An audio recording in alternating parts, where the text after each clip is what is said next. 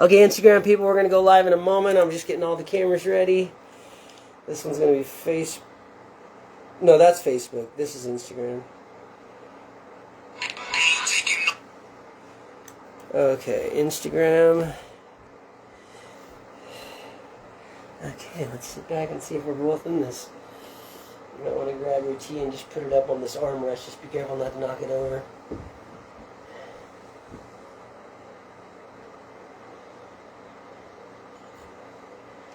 Okay, ladies and gentlemen, on YouTube, on Facebook, on Instagram, and eventually on Rumble, this is the 29th episode of Live from Normal Heights, and I have a great person here with me. His name is Jeramiah Hues. And we're going to talk about a lot of stuff, but before we get on to that, how long have you lived in San Diego? I've lived here my whole life. Grew up in La Mesa. Oh, cool. Yeah. So, I first met him at the drum circle, which I go to every Wednesday, and I play my saxophone.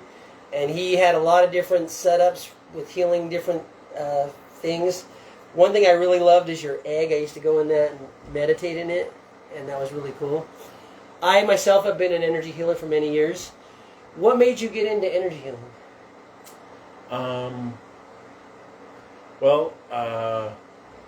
I started out actually just trying to figure out what metaphysics was because I was experiencing it. And from there, the healing thing just has come naturally as I mature. So it's more about the energy instead of trying to tell somebody something. Uh-huh. So the energy basically does the work and you don't have to explain it. So how I feel doing energy healing for a long time, it's you can say it's the energy or it's the consciousness. I think it's consciousness. It's like your consciousness and their consciousness working together to create something that's better than it is, or correct something, or change the energy of something. That's how I feel with what I do. In all my one-on-ones, which is what I'm best at and what I love doing. Basically, our fields connect, our electromagnetic fields connect. So that's really what I invite people into, is to go deep and open and bring up their light, and then we find out what's really going on with them. The light, as the light, if you turn on their light inside of them, and I do it generically often with just a memory trick, a memory game. Just memorize your most wonderful moment, and then really, I sit there and coach them into the state of it, and then bring them up to their highest state. And you can have your peak state like graduating from college, or a romantic kiss, or something like that, where you're just flowing magically. You can have that anytime you ever want. It's just, can you play that out in your physiology? Can you let your brain chemistry flow to that level by actually like dreaming it up and dramatizing it like you're acting it out?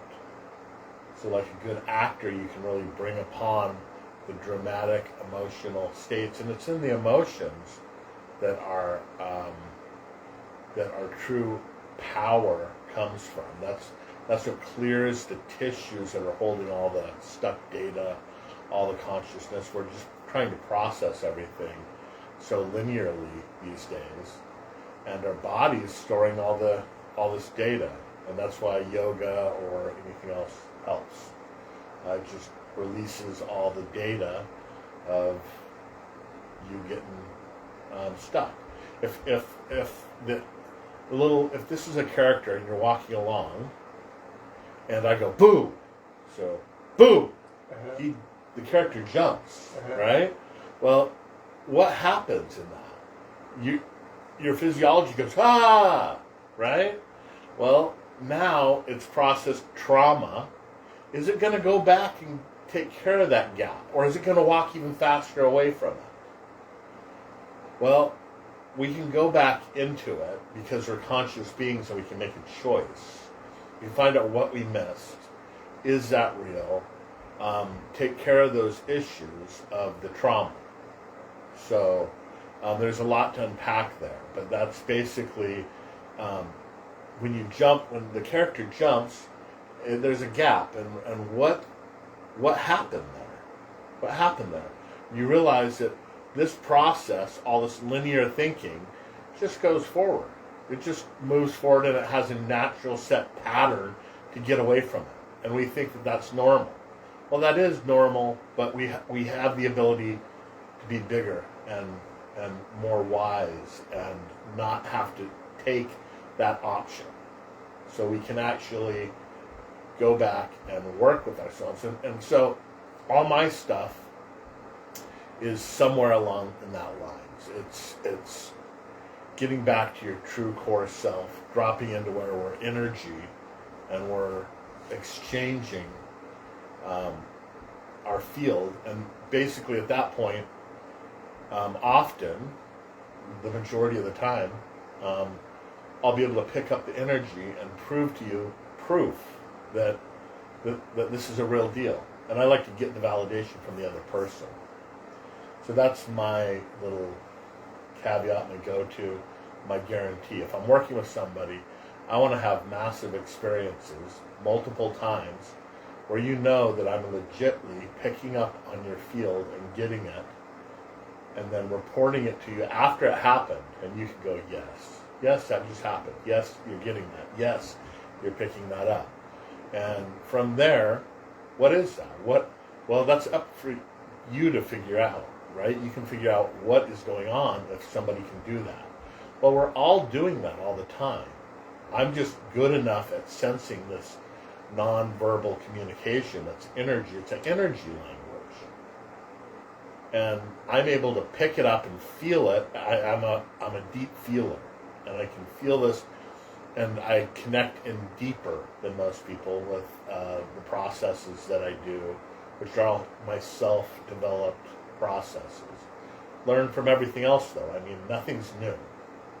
I just try and cut through all the junk to get there as quickly as possible. Does that leave you with anything? Yeah. And it says NLP, which I've studied Nuro-Linguistic programming way back from the 80s, late 80s, early 90s. I was listening to all the Anthony Robbins and a few other, back before the internet, where they had all the tapes, cassette tapes you put in your car. I just remembered my water's boiling. So tell us what NLP is for someone who doesn't maybe know what it is. Yeah, well, I want to say I studied more with the awakened NLP people. Okay. Normal NLP people are breaking down. It's a really cool science. You're studying how the mind processes everything visually, auditorily, and kinesthetically. And how I got into it actually is because I was in metaphysics first. I was in spirit, I'm an ordained spiritualist minister, but I kind of walked away from that because mediumship would happen to me, but it wasn't always accurate. It wasn't accurate enough. It was accurate for when I oscillated up and I'd go for a couple of weeks where I couldn't say anything wrong. But then For me, it happened when I was doing my live radio shows. People would call in, and that's when I started. And I wasn't prepared. I'm like, whoa, what happened? I just started talking about their dead relatives and stuff. I'm like, whoa, that's not even what I wanted to do. It just came out, and it would start coming out like that. So it still happens with me occasionally. But it's not what's important to me. There's enough mediums out there. Yeah. Where I'm going for... You want to be an extra large. Well, no, not just a medium. Yeah, there you go.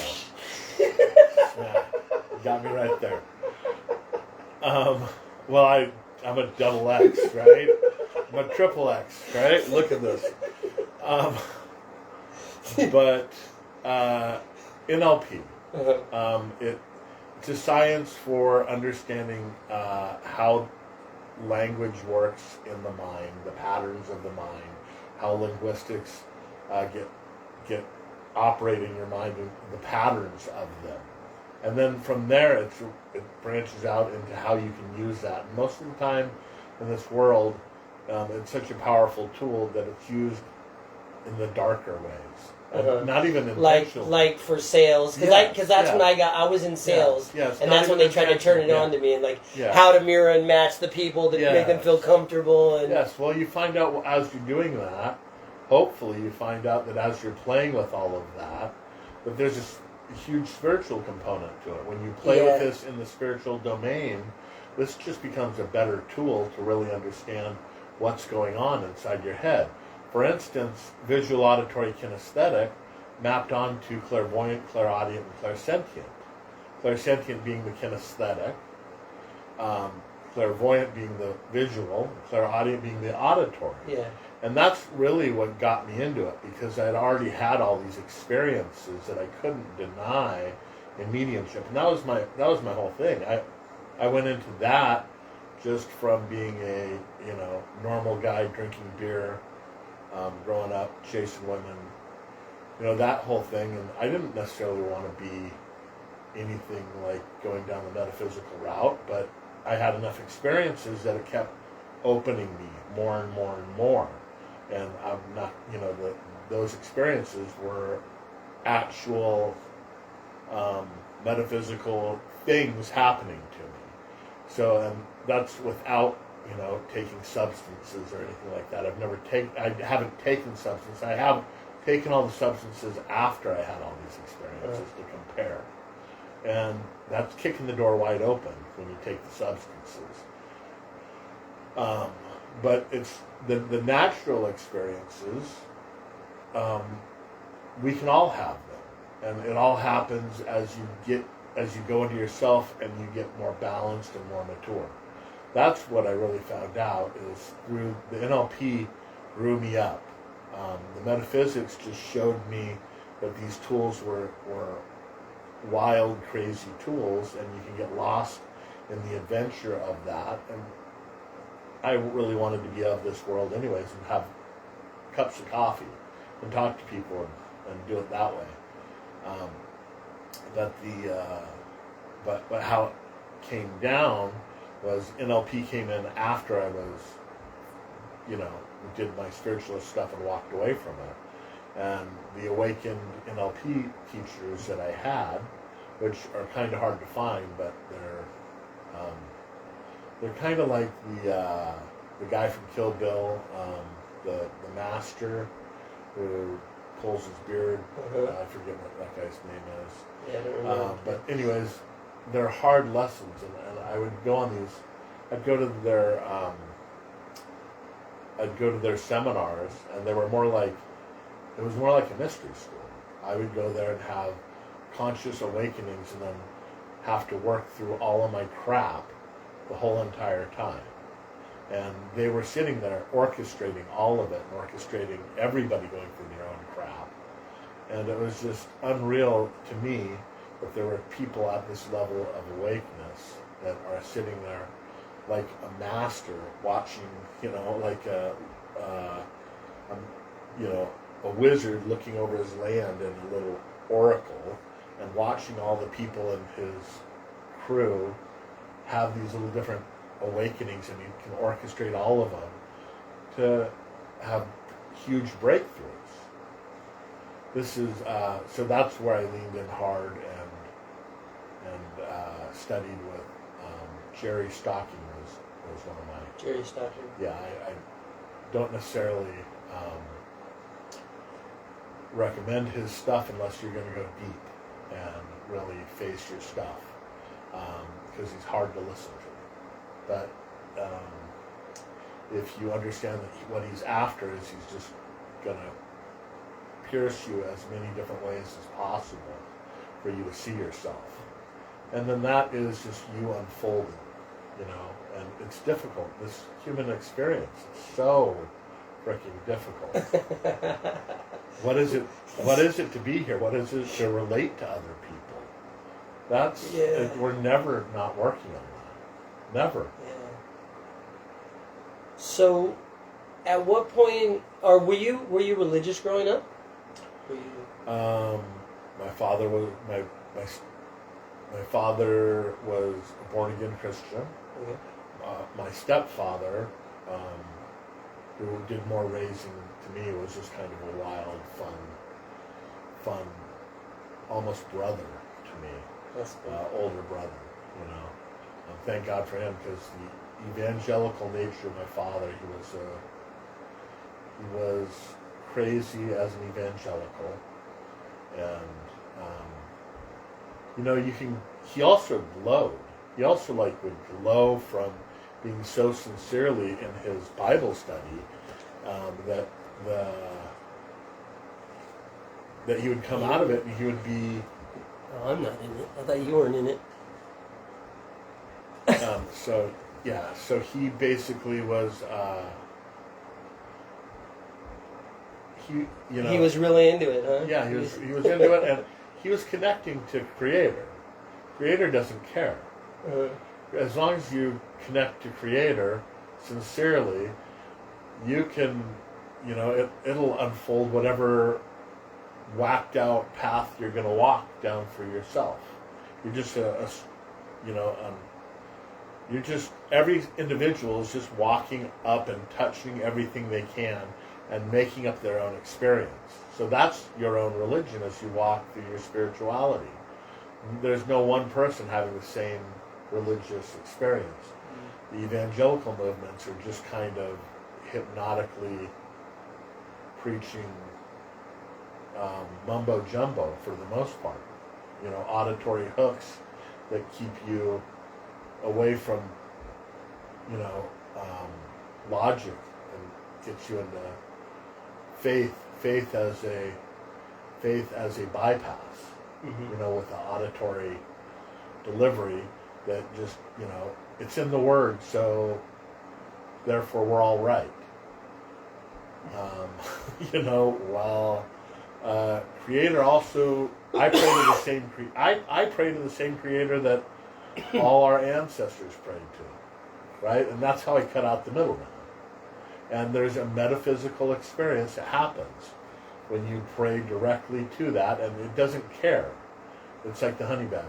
It don't care. You can put all this other junk in there and spit out a crazy religion to make other people follow you if you wanted, or create cults, and that's what a lot of the evangelicals are to me. But they basically turn into crazy people to follow. They're not, you know, what's good for them. Well, the Native American people figured it out a long time ago. They prayed to the Great White Spirit, right? They prayed to Grandfather. That's pretty much generically saying Creator. They know that if they don't pray for, you know, after they kill something, if they don't give it reverence and honor it in their own language, that Creator, that there's a karma thing going on here, and there's not going to be another deer to kill tomorrow. If you honor it, then the world works with us. The consciousness as you maturely, respectfully go after that your own path with integrity, the more your own path opens to you. So then you teach that to other people, and you have to give them the outline of it because they're not ready for it yet. They need to hear it before, so when it is their time to experience it, they have a reference for it. Well, that's all a religion is. A religion is just telling you the old story of how each of those awakening people, which all the prophets in the Bible were awake as hell. You know, they had their own experience. Jacob's ladder, Ezekiel's wheel, you know, the dove coming down. The ones that I like talking about that they don't reference in modern day Christianity is what about the transfigurations in the Old Testament? So that stuff still is possible to happen today. The fields alter, and you go into a higher vibration, and some of that stuff happened to me along the way. It goes that deep. I don't like to necessarily go this deep into religion. I can go this deep into religion. I like to bring it back just to practicality. That's you read my other patch, and it says, what does this one say? This one says, priest of modern day practical spirituality. There we go. So I've gone all the way there. As far as, I know that my experiences, I experienced some stuff that people would pay millions of dollars to experience. I have the ability to be fully awake, and I can help people like a bodhisattva. I don't want to get on some evangelical Christ complex. I'm going to try and save you. But if somebody works with me, I'm just going to wake them up to whatever natural level they're ready for next. Yeah. And then I love going as deep as I possibly can into the practical, what's really happening in your brain in this modern day life, in this regular life right here, right now. Because it is just as magical now as it was in any of those old texts. Yeah. You can walk into your own odyssey. Like my teachers taught me as I was going to those courses, I was having my own odyssey, and the universe was playing out like a symphony, an orchestra right to me as I was embracing my stuff. So where can people find out how, or to get a hold of you and work with you? Do you have a website, or do you have a... Instagram is probably the best one right now, and that's Neo_priest. Neo, N-E-O, like the Matrix. like the Matrix. _priest. And then priest. And I'll put that on all the different sites. I'll put all the links. So, and basically what I've learned to do, I have these deep sessions that I go in and I prove telepathy. And it's funny because from my own experience, I'm like the real deal. The real deal. I don't want to, I can do tarot cards. I don't want to. Yeah, I don't want to do them either. Right? People say, let me do your tarot. I'm like, I don't need that. Yeah, it flows right through me, and it's easy, and that's what people want to go and get out of the experience, but out at a fair or something like that. But I want the people that want to know about their consciousness and explore it and find the deeper, their own true cutting-edge path. So in some ways I'm a Yoda or a Miyagi. Like I can take one person and help them craft their own path as they walk into this odyssey and have metaphysical revelations. But they'll be metaphysical, but they'll also be practical in this life as well. So that's where the magic is, as far as I'm concerned. You live in La Mesa now, or you? I live actually in what is it? Grantsville. Grantsville is. Where the hell is that? I've seen it. That's right over. There's a trolley station. It's right across the way. Almost like by the stadium? Yes. It's okay. I forget the other name for it. Yeah. Maybe just Mission Valley. East Mission Valley. East Mission Valley, okay. Right before you go up. Yeah. So, have you visited other parts of the world? Have you gone and... Yeah. I mean, I've not that many other parts of the world. I mean, I've lived in Hawaii for a couple of years recently. Have you felt... Because for some reason, I wasn't attracted too much to San Diego back when I lived here in the 90s. But then when I come back after being in Japan for, how long was I, 13 years, I really like the energy of San Diego compared to my old hometown, which is Orange County. Yeah. I go to Orange County and it feels like, I don't know, I feel like congested, like everyone's like, I don't know, it's a different energy than San Diego, so I kind of really like this energy here. Yeah, it's like OB releases us, even though it's like a nice little unlock to go there and be that free.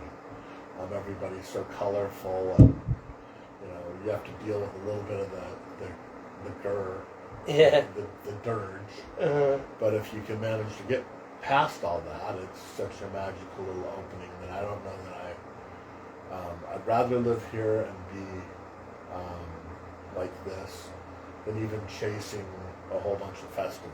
You know what I'm saying? Did you ever do seminars, workshops where people come, or did you mostly just work on one-on-one? I've done a couple of workshops. I haven't done so in a while. I just rely on one-on-one work where we go deep, because that's where it becomes the best.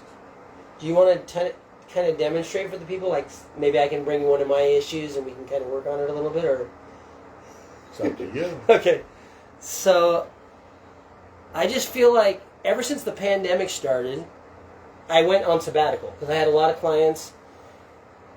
Ever since I came back from Japan, my clients, it started going down because I didn't do as many radio shows, because I had my own healing center in my house in Japan, and I would do the radio shows there. I did them twice a week, so people called from all around the world. And most of my clients I never saw in person. But then when I came to California, I started seeing a few of them in person. And I can do both in person or on the internet, or actually most of my clients I got to the point where I didn't even want to talk to them. I would just do a recorded session and I would send it to them, because I just had, that's the way I worked better. Because I can really tap into them and I can work on them, and I just record the session and send it to them. And that's how a lot of my clients liked it. But then I started getting clients that would just want to have one-on-one with me in person. And that started bugging me because it was like too much. And so right when the pandemic hit, I said I'm going on sabbatical, and I stopped all my clients.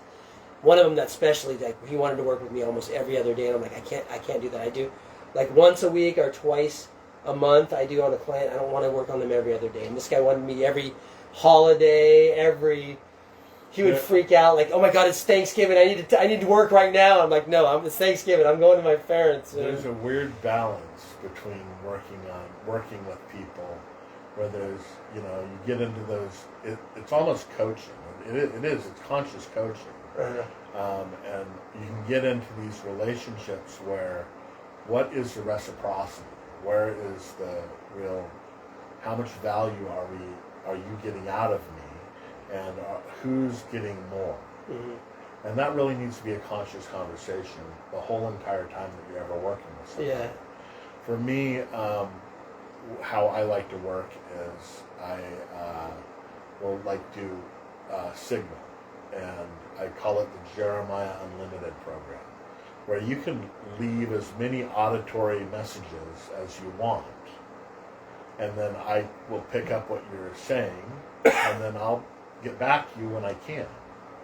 And often it will be sooner, immediate, if it's not a phone call. But I can't take phone calls all the time. Yeah, that would drive me crazy. So but I don't mind helping people with their crises of experiencing their own resistance or their own pattern that they're up against. So what I did is, when the pandemic started, I decided I was going to just go out and perform. And because one of the healing modalities I use, I don't know if you've heard of it, Quantum Touch 2.0, which is a long distance quantum touch, where you're doing this breathing exercise, and then you're sending out a white light with your third eye. And they don't have to be here, they can be anywhere in the world, and you just focus on where, you can look at their picture, and you can focus on where in their body they need work, and just concentrate on that area, and you focus on that. But I started doing that while playing my saxophone. So a lot of people have noticed at the drum circle, because a lot of people start dancing when I start playing the saxophone more than they ever had before, so I caused a big commotion.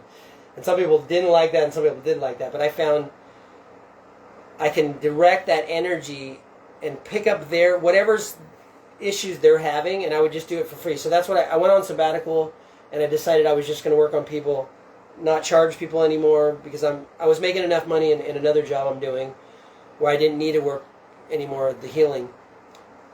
But I'm now giving it away all for free. And I think I'm going to eventually go back to start charging and having clients again. I only have one client I'm working on right now, and luckily she doesn't need that much work, because it was too much when people wanted to work on it every day. But I don't know what I'm getting at. So here's maybe where am I going in my life? here you go. Here you go. I got tired of doing it. So here's one of my models. Uh-huh. You know, if you explore your own spirituality, NLP taught me to model everything out. So often as I'm experiencing whatever I'm up against, I'm making a metaphor and a model to get through it. If I find a way to process something and I can map it out, well, a map helps you get through it every single time. Like I can show you how to linguistically get to experience multiple different levels of enlightenment linguistically. So on paper, I can show you, so you can have this map, and you can, as long as you emotionally know what that means or know what that means, you can sit here and get to an experience of enlightenment through language. And you'll have epiphanies. It'll be enlightenment, no doubt.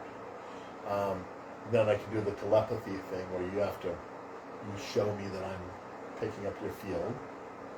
And then we talk about what those energies mean.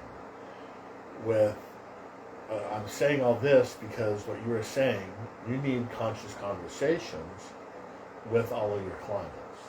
There always has to, I said that earlier, but there always has to be, and this is a container. It's would you like to have a conscious conversation? Would you like to have a conscious relationship? So I'm asking, would you like that? Yeah. Okay, so now we are in a conscious relationship. And in that conscious relationship, that inside that container is now we need to have conscious conversations. So what that means is, if I invite you into a conscious conversation, you can ask somebody, will you have a conscious conversation with me? They have to show up with all of their conscious integrity in that moment. Now they can say no, or not right now. Yeah. If they do say no, if they say no altogether, that means that they are no longer, they're stepping outside of that container, and they're more of a self. They're no longer trying to play a we. Right? They're no longer in the conscious relationship. They're stepping out. And the person, I get people into relationship trouble at this point because somebody wants to, some people are trying to hide their stuff or not be perceived. You have to decide if that's how you want. I only want to work with people that have these conscious relationships, not where somebody can hide and divert, or even be with somebody who consciously diverts. I want everything out and on the table and being real and true. Or there's enough of those people in this world. It's hard to find the people that are true and clean and clear. Well, that's what we're all shooting for. And basically your consciousness is going to go through the roof when you start showing up integrately, if that's a word. Yeah. Integrally maybe. To every single conversation, that is possible. But we might be over communicating, and some people might be out at that point too.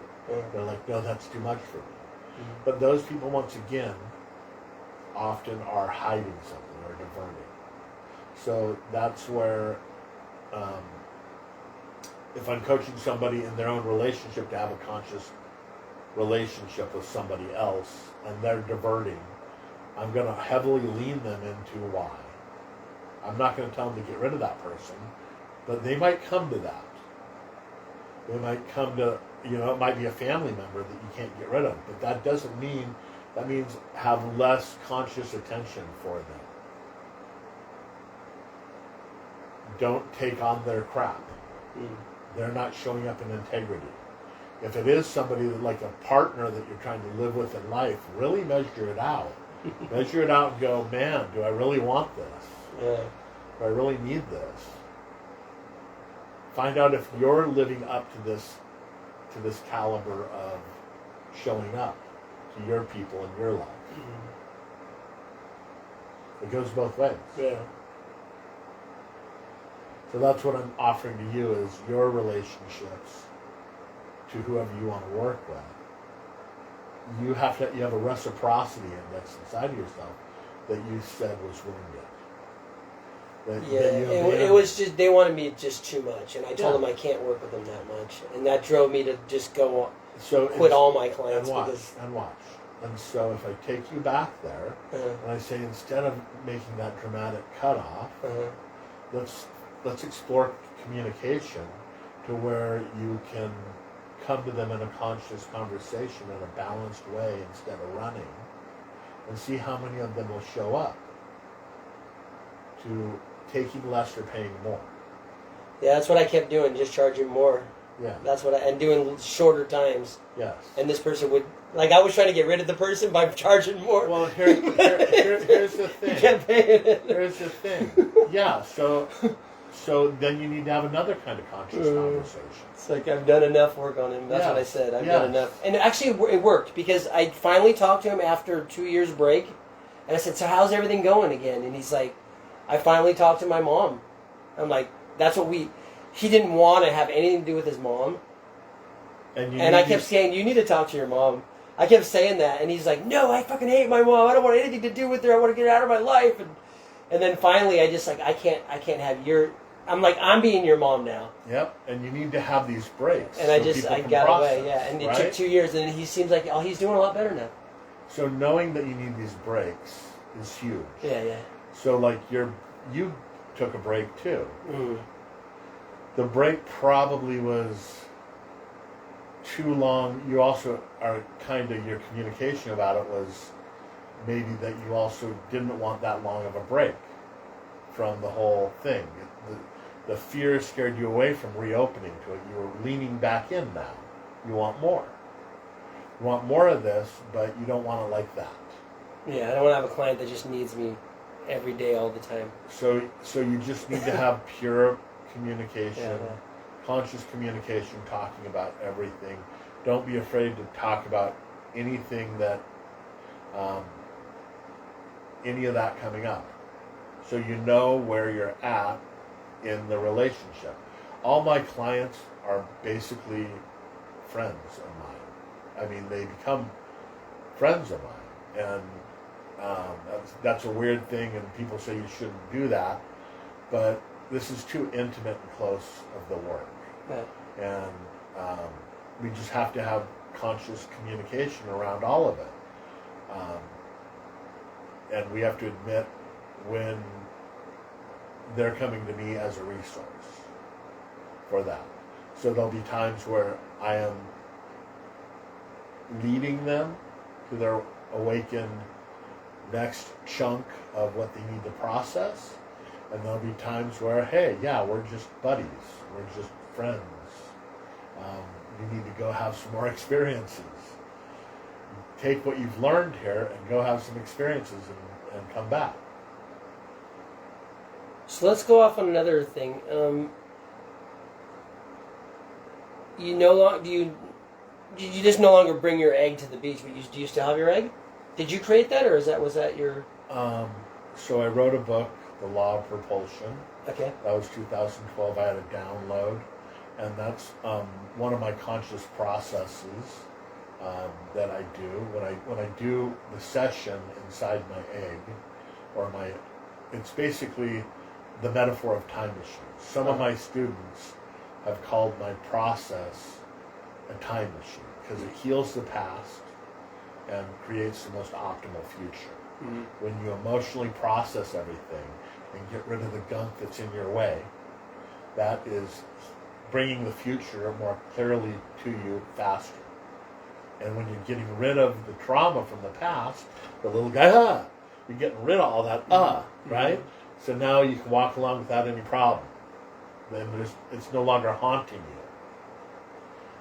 So that's clearing the past. Now that was the law of propulsion. That's what I do inside all of my different time machines. I have multiple different artistic time machines that are just,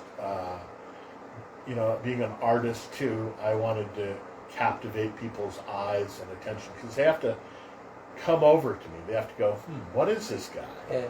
What is this guy? And the right people, I'm trusting the universe all the time to bring me the right people. And that's basically who I want to work with, the people who are leaning in.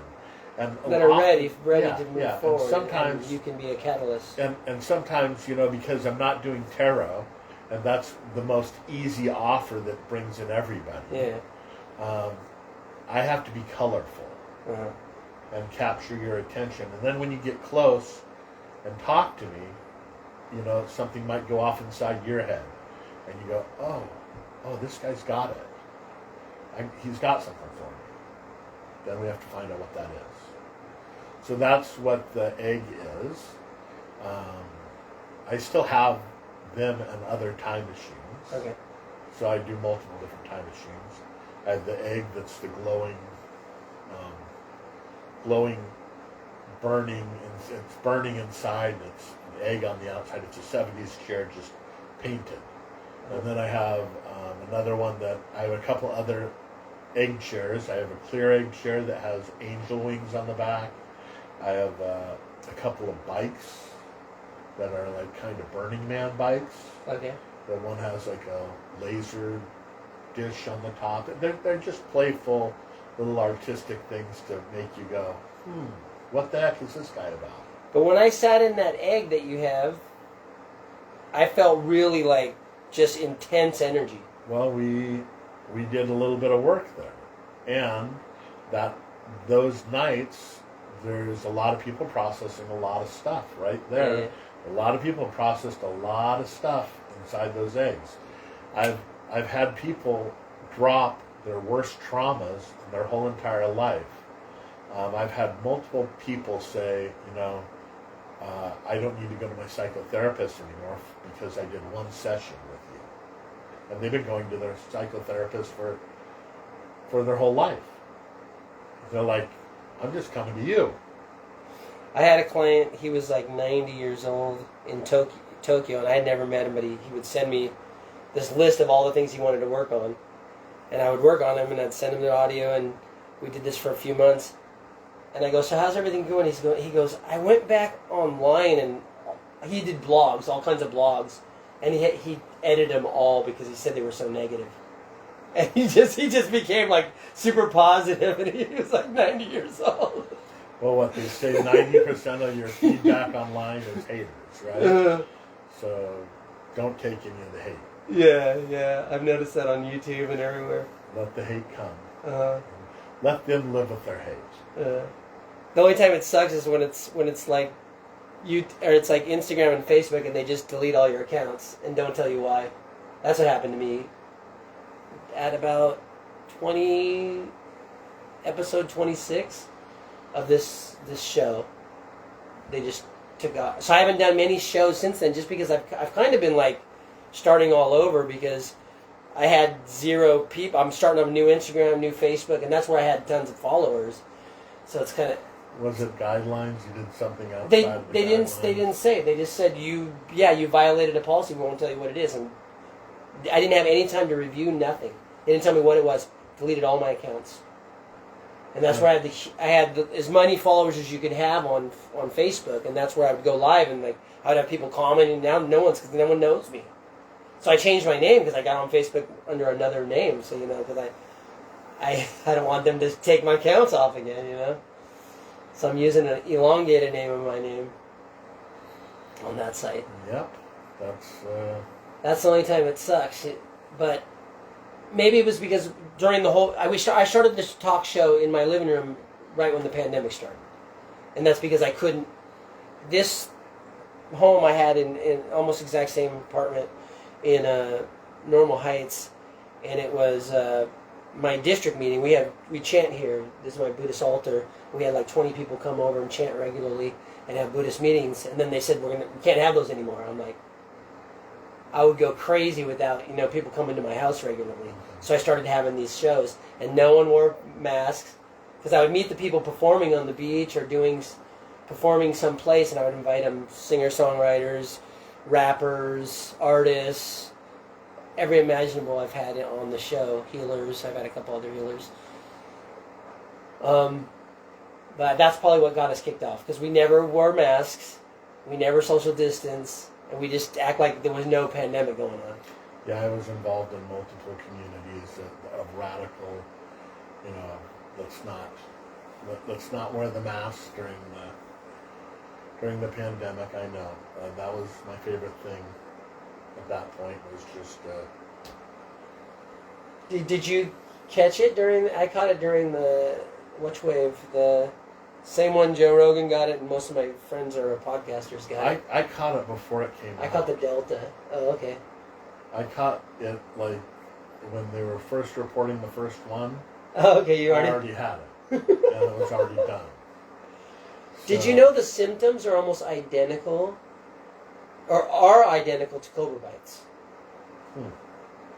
Which a lot of the Wuhan lab, where they believe it was either purposely released or this might be why you get kicked off. Because if you take that back, so you don't get kicked off, you're not. I don't think I'll get kicked off anymore for this kind of stuff. Yeah, but you can't. They're saying you can't spread anything other than the medical narrative. Yeah.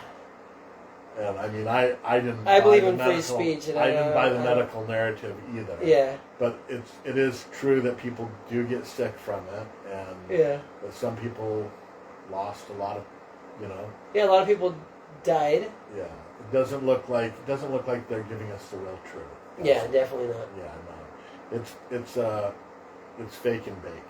Yeah. The news all around it, and it was meant to control us and scare us into,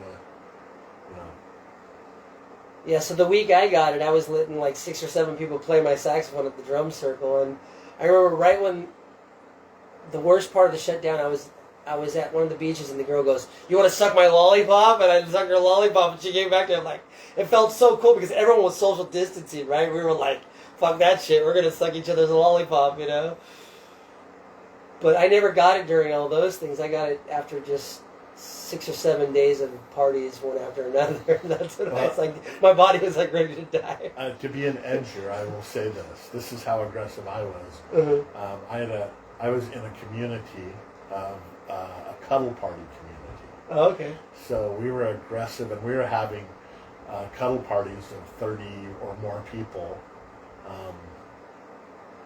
Once a month or so throughout the whole entire epidemic. Matter of fact, we don't do them anymore. That group's still alive, but we haven't done them. But we were doing them so regularly. Because you had to, because not everything was closed. And yeah, you couldn't do it. Connection was so important, and it was just a pure, the just cuddle party in itself is if you have the edge to go and do that, you really liberate your tissues, and you just find out that everybody just needs love and release. It's not about a sexual agenda. Yeah. We need to be... We're coexistent beings that need to be in communion with everything. And that I think a lot of people probably died that shouldn't have died just from the separation from their family. They're in the hospital. They couldn't even talk to family. That would consciously make sense. Yeah. And so many other terrible things that happened, but we won't get all into that. What's some of your dreams for the future? What do you hope to accomplish in the near future? Do you have any plans like you want to talk about? Anything that you're doing? Or? I do. I have put on a mystery school before. Okay. Of my own awakened Nuro-Linguistic programming. Okay. And it's a culmination of a whole bunch of different patterns that really has you see yourself, and they force you to wake up. And they all link together too. They're all related, and so that's one of the things in the future I guarantee I'll be able to put out. I don't have them scheduled now, but in the future, this is what I'm here for. I have a really bizarre, unique set of tools that you're not going to get anywhere else, where you play with control dramas. You play with other metaphors that basically prove to you that there's something going on underneath the words. Would you like to play one? Yeah, let's do one. I'm not going to do a control drama right now, but I want to do another one. Okay.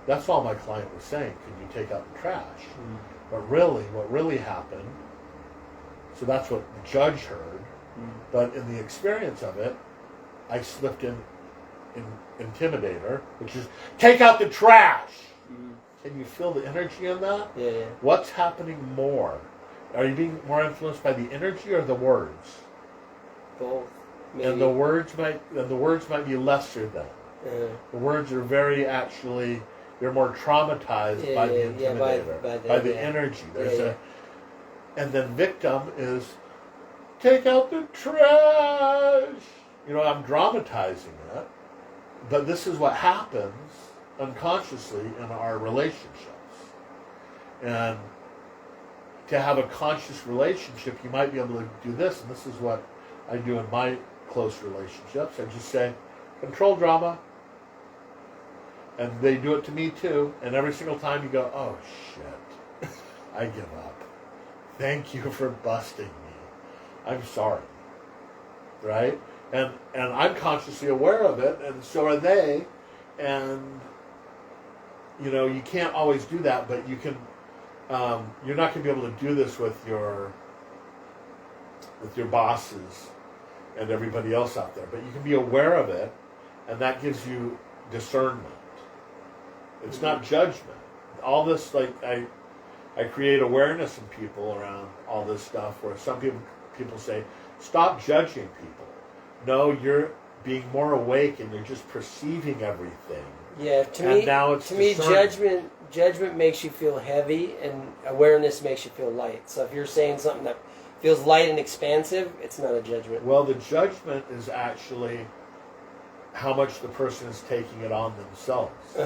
So you can say something, and they can be taking it on more than you said it. Oh, okay. Now, it depends on the tone of your voice, how much they take on.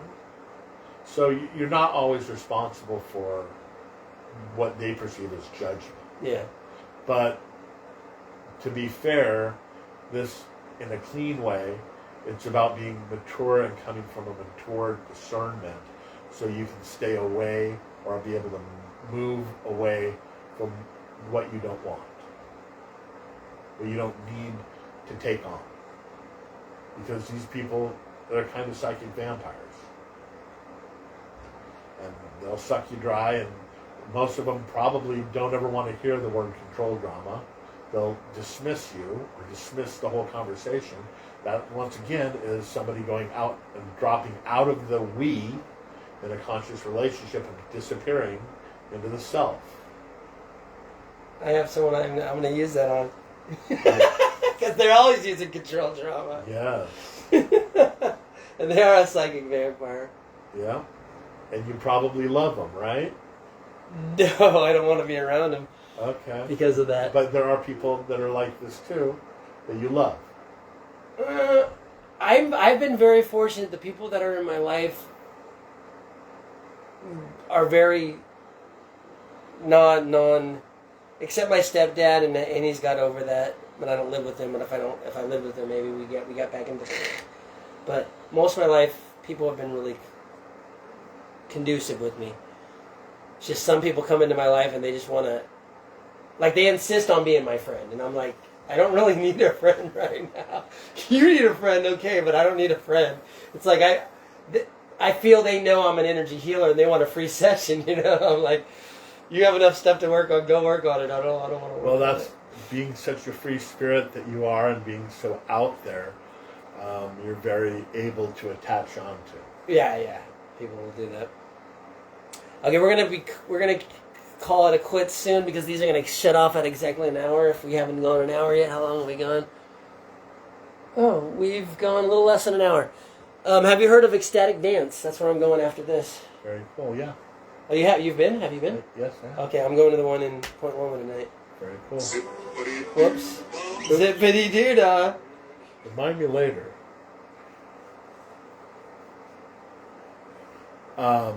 Yeah. Okay, I'm going to that. I've only went once before. 2 weeks ago I was gonna go, and I crashed my car on the way. Neo_priest on Instagram. Okay, Neos_priest. You come to the drum circle, see me play the saxophone. I'll introduce you to him. Sometimes he has a lot of stuff built up. Sometimes Yeah, he's just right there by now. himself. Right now, I'm doing sound baths. Sound baths. Okay. I'm doing like little fast, little 5 to 10 minute little sound baths in metal bowls. Okay. And I'm a geek about getting the energy into the body.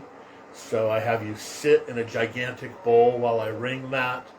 And then I put one over your head, a gigantic one that nobody can hold, but I'm such a big guy I can, and I ring that. And now you're between these two gigantic bowls, and then I take another one that I created that I ring and I push on your back, and the energy goes in. I need that one in soon. So That means we hit an hour. Okay. Let me stop this one.